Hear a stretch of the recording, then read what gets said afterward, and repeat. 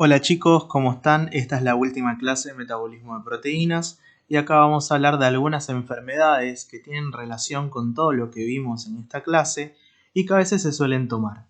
¿Sí? Las dos primeras patologías que vamos a ver se toman mucho, incluso hay exámenes finales sobre esto, ¿sí? Que son el kwashiorkor y el marasmo. Primero en principal son enfermedades nutricionales en donde se suele producir en los niños, ¿sí?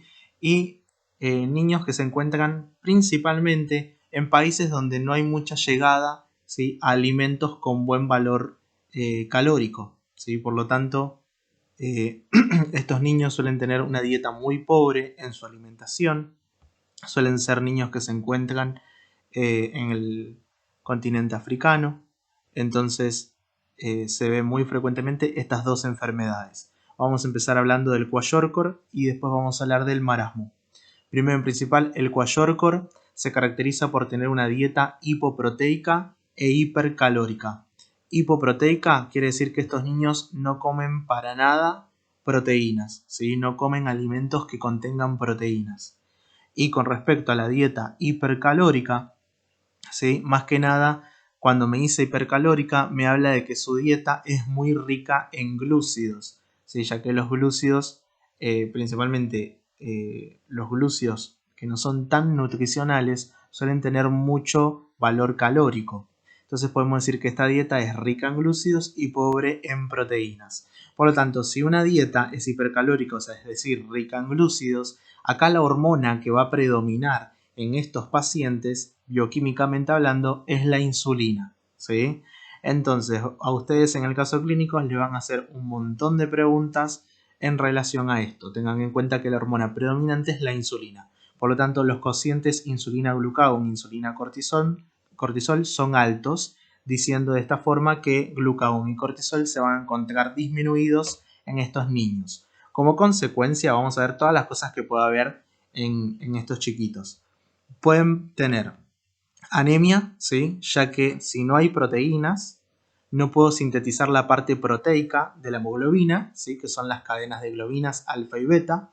Por lo tanto, al no tener las globinas, el niño va a tener anemia, ¿sí? Por otro lado, puede haber edema, ya que el hígado va a disminuir la síntesis de albúmina. Recuerden que la albúmina es la proteína que permite la presión oncótica, es decir, la retención de agua en el interior de los vasos. Por lo tanto, si disminuye la albúmina, disminuye la presión oncótica en el plasma y el agua se sale de la sangre. De esta forma el agua termina acumulándose en el tejido intersticial. Es característico encontrar en estos niños, ¿sí?, edema en miembros inferiores.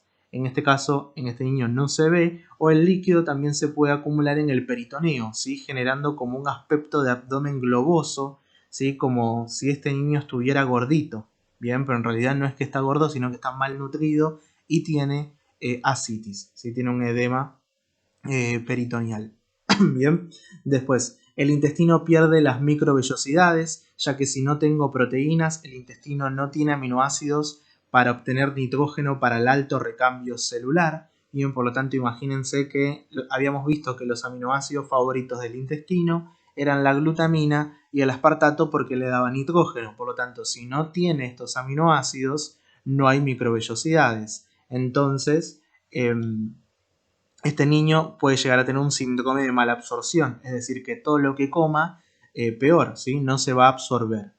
Puede tener falta de pigmentación, ¿sí?, por la falta de melanina, que se sintetiza a partir del aminoácido tirosina. Recordemos que este niño puede presentar zonas del pelo pigmentadas y otras zonas del pelo hipopigmentadas, ¿sí? Si ustedes se fijan bien al reflejo solar, en la foto tenemos un niño con partes del pelo bien clarito, ¿sí? Después, además de la falta de pigmentación, vamos a ver esteatorrea, ya que este paciente, al no tener proteínas, no se puede sintetizar enzimas, principalmente enzimas pancreáticas, como las enzimas digestivas, ¿sí?, que degradan los lípidos de la dieta. Las enzimas digestivas con respecto a los lípidos eran la lipasa pancreática, la colesterolasa y la fosfolipasa, ¿sí? Si no puedo tener estas enzimas, los lípidos no son hidrolizados, no se absorben y se eliminan por las heces, De esta manera el niño tiene esteatorrea. Las esteatorreas son heces grasas, ¿sí? Vamos a ver la materia fecal que puede flotar en el inodoro, ¿sí? Y podemos observar en la superficie de esa materia fecal un aspecto blanquecino. Eso me habla de que hay lípidos en la materia fecal. Podemos observar un hígado graso, ya que no puede sintetizar proteínas como las apoproteínas ApoB100. Si no tiene la ApoB100, la VLDL no puede salir del hígado, ¿sí? Y se puede acumular en el hígado, generando el hígado graso. Por otro lado, como hay insulina como hormona predominante, puede haber una lipogénesis, es decir, una formación de grasa, ¿sí? Y puede haber un retraso mental por falta de aminoácidos, ¿sí? Y proteínas para la síntesis de neurotransmisores. Esto de la hemosiderina lo vamos a ver bien en la clase de hierro, no vamos a darle importancia por el momento. Vamos a encontrar estos pacientes deshidratados, ya que al perder líquido en la volemia y tener edemas, a nivel sanguíneo van a cursar con un aumento de la osmolaridad, porque pierden agua, porque se está acumulando en las serosas, ¿sí? Y se concentran los solutos, entonces pueden cursar con un aumento de la osmolaridad. Esto ya lo vamos relacionando en un final con lo que vimos en equilibrio hídrico, y un aumento de la osmolaridad con poca volemia puede llevar a trastornos cardíacos. Con respecto al hígado, puede haber una hepatomegalia por la acumulación de glucógeno, ya que tenemos como hormona predominante la insulina y se puede activar la glucogenogénesis. Bien. Ahora vamos a hablar del marasmo. El marasmo se caracteriza por tener una dieta hipoproteica y normocalórica. Estos niños tampoco tienen consumo de proteínas, ¿sí? Pero la dieta se dice que es normocalórica. En comparación a la anterior, que tenía una dieta hipercalórica. Normocalórica me dice que en realidad es pobre en glúcidos, ¿sí? Por lo tanto, este niño no come ni proteínas ni glúcidos. Estos suelen caracterizarse por tener una notoria desnutrición energética y va a haber en este caso bajas concentraciones de insulina. Por lo tanto, las hormonas predominantes en este niño va a ser glucagón y cortisol a nivel bioquímico. Esto ya lo podemos ir pensándolo para el examen, ¿sí? Porque esto es típico de caso clínico de final. Bien, entonces vamos a ver que como hay una dieta hipoproteica, no puedo tener tirosina, ¿sí? Por lo tanto, disminuye la síntesis de hormonas tiroideas, disminuye la hormona tiroidea, y lo que hay es una T3 reversa sin actividad. Por lo tanto, esto va a generar una baja del metabolismo basal, y si bajan el metabolismo basal, es decir, las calorías de este niño para mantener su cuerpo en estado de reposo, va a empezar a tener una notoria delgadez extrema, ¿sí? Empieza a aparecer con delgadez extrema. También tiene zonas del pelo pigmentadas e hipopigmentadas. Esto tiene que ver con la melanina. Tiene un aspecto escamoso en la piel debido a que no hay recambio del epitelio, ¿sí? De la epidermis. La insulina va a estar baja, por lo tanto no tiene glucogenogénesis. Puede cursar con hipoglucemias. También se va a encontrar deshidratado, ¿sí? Y vamos a ver que con respecto a las infecciones, nosotros sabemos que en África los niños están mucho más expuestos a tener mucho mayor episodios de infecciones, ¿sí? Entonces la idea es, en este caso, con respecto a una pregunta, es ¿quién resiste más una infección? ¿El Kwashiorkor o el marasmo? Vamos a ver que el que resiste más la infección va a ser el marasmo, porque el marasmo, al tener cortisol, puede romper las proteínas de la masa muscular, que también es causa de la extrema delgadez. Puede romper las proteínas de la masa muscular y con esos aminoácidos formar anticuerpos, ¿sí? Las inmunoglobulinas, que pueden defender ante un sistema de defensa. Por lo tanto, resisten un poco más a las infecciones en comparación al Kwashiorkor. En cambio, el Kwashiorkor directamente, al no tener proteínas en la dieta, no genera inmunoglobulinas, ¿sí? Y resisten menos una infección. Por lo tanto, tienen más riesgo de morir que el marasmo. De todas formas, ambos niños pueden llegar a morir por una desnutrición. La siguiente patología de la que vamos a hablar es la fenilcetonuria. La fenilcetonuria es algo que no suele tomarse mucho en los exámenes, pero es un tema que siempre se ve mucho en la cursada, ¿sí? Entonces vamos a ver el caso de fenilcetonuria. En la fenilcetonuria ocurre principalmente en niños, se ve recientemente en los que nacen, niños recién nacidos, incluso bebés, ¿sí? Donde hay una deficiencia enzimática de la enzima fenilalanina hidroxilasa. Esta enzima cataliza la reacción de fenilalanina a tirosina, ¿sí? Recordemos que tirosina es muy importante para la síntesis de melanina, para la síntesis de otras proteínas, ¿sí? Vía catabólica, obtención de energía. Otra de las cosas que no está escrita acá, la tirosina también tiene como función sintetizar neurotransmisores como adrenalina, noradrenalina y dopamina. O sea que miren todas las funciones que tiene la tirosina. Por otro lado, la fenilalanina tiene otras vías metabólicas, además de sintetizar tirosina, que las voy a nombrar, ¿sí? Para que después ustedes lo puedan relacionar con el caso clínico que les van a plantear, ¿sí?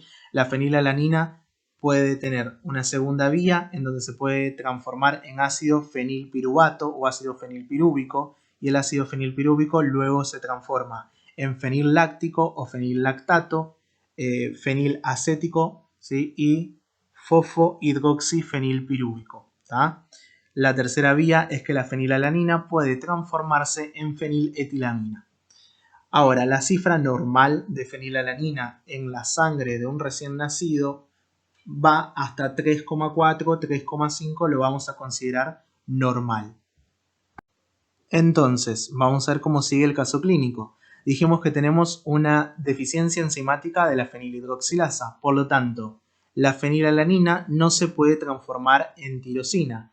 Como consecuencia de la falta de tirosina, se va a afectar la síntesis de melanina. Si no hay melanina, yo puedo ver en estos niños como un aspecto de albinismo, ¿sí? Pueden llegar a ser muy albinos con respecto a la síntesis de tiroxina, que es la hormona tiroidea T4. También van a tener una baja del metabolismo basal, ¿sí? Y con respecto a la formación de neurotransmisores, se va a afectar también la formación de adrenalina, noradrenalina y dopamina.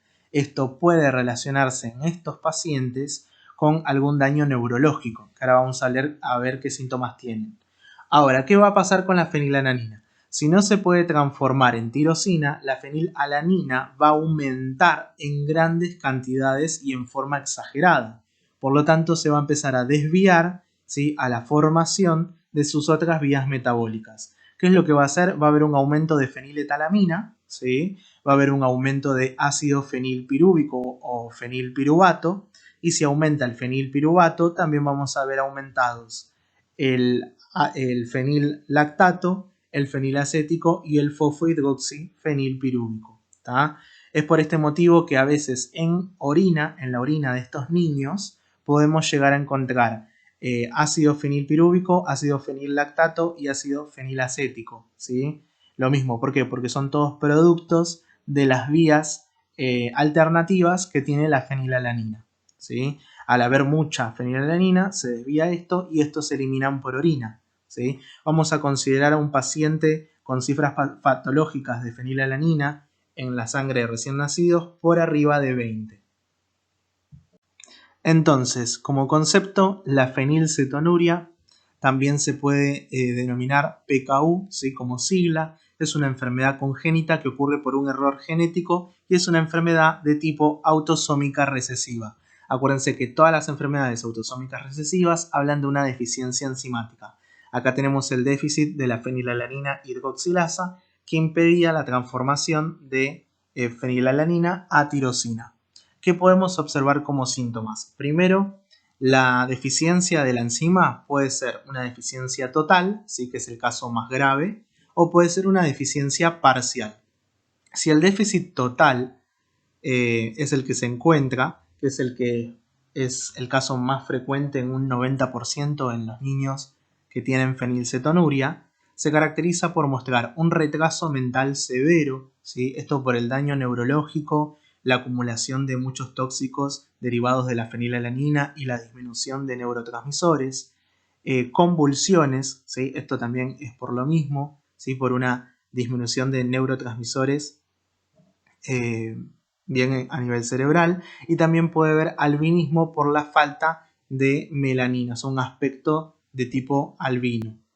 Con respecto a los síntomas que corresponden al déficit parcial, puede observarse o puede sospecharse principalmente en niños con autismo, niños que tienen hiperactividad o niños que cursan con un déficit de atención. En todos estos niños yo puedo sospechar quizás algún déficit parcial en la fenilalanina hidroxilasa, ¿sí? Estos niños pueden llegar a tener digamos una vida normal, ya que el déficit es parcial, pero en los niños que tienen un déficit total están destinados a vivir con un retraso mental.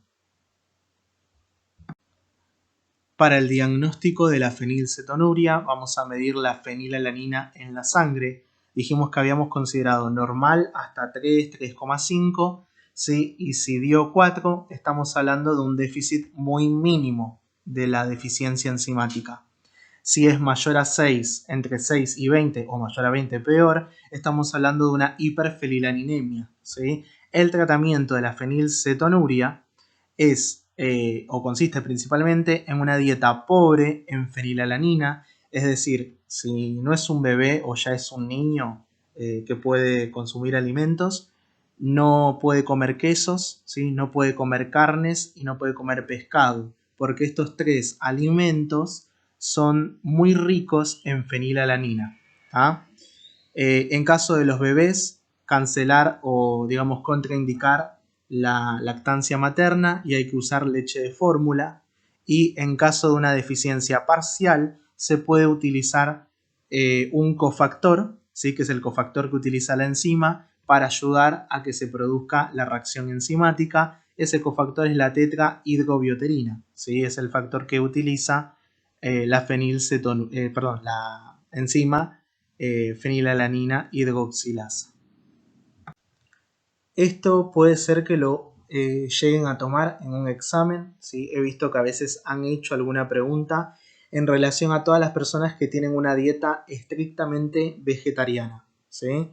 Entonces, con respecto a los vegetarianos, que la dieta es pura y estrictamente, digamos, de consumo vegetal, no puede aportar suficientes calorías y proteínas, ¿sí? Esto suele ser negativo en mujeres embarazadas, en la lactancia y en niños en crecimiento, ¿sí? Tanto en el embarazo como en la lactancia o en niños en crecimiento, no está indicado como lo mejor dar una dieta vegetariana, ¿sí? Se trata por lo general de que tanto niños como embarazo y la lactancia puedan tener una dieta rica en carnes, rica en proteínas, para poder aumentar el crecimiento, tanto el requerimiento de una embarazada y la lactancia, ya que la leche tiene un 20% de proteínas, ¿sí? Y eso es importante porque en los primeros meses de vida el niño, ¿sí? Básicamente se nutre a partir de la leche materna.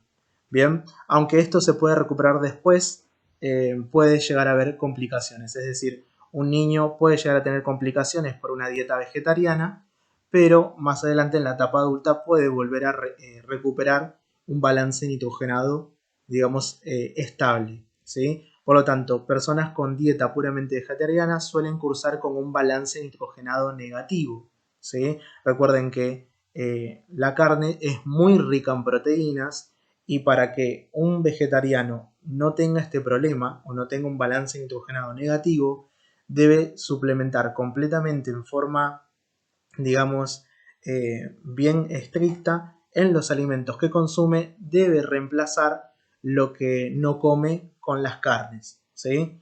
Entonces, las proteínas en exceso tampoco es recomendable, porque si bien las proteínas en exceso pueden empezar a metabolizarse a lípidos, glúcidos y cuerpos cetónicos, por lo tanto, también se ha visto que pueden aumentar la eliminación del calcio.